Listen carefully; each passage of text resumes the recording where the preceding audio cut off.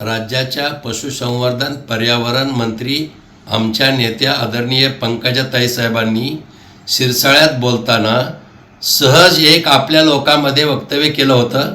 कारण तेलगाव सिरसाळा दिंडोरी रस्त्याचं काम गेल्या काही दिवसापासून सुरू आहे. पावसाळी दिवस असल्याने रस्त्याला खड्डे पडले. कदाचित जनभावनेचा त्या ठिकाणी एक प्रकारचं त्यांनी आपली एक व्यक्त केली होती, पण त्याचा राजकीय विपर्यास करत पंकजाताईंना काँग्रेस नेते विजय वडेट्टीवारांनी काँग्रेस पक्षाची ऑफर देणं हा शुद्ध बालिशपणा म्हणावा लागेल. मला त्यांना सांगायचे की तुमची हतबलता आहे, तुमच्यासमोर अनेक आव्हाने आहेत. काँग्रेस पक्षाचे राज्यातील अनेक नेते पक्ष सोडून जात असताना याकडे आपण आधी लक्ष द्यावं.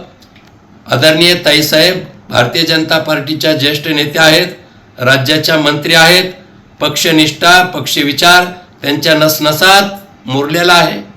आणि विजय वडेट्टीवारांना मला हे सांगायचं आहे की स्वतःच्या पित्याची समाधी त्यांनी कमळाच्या फुलामध्ये बांधलेली.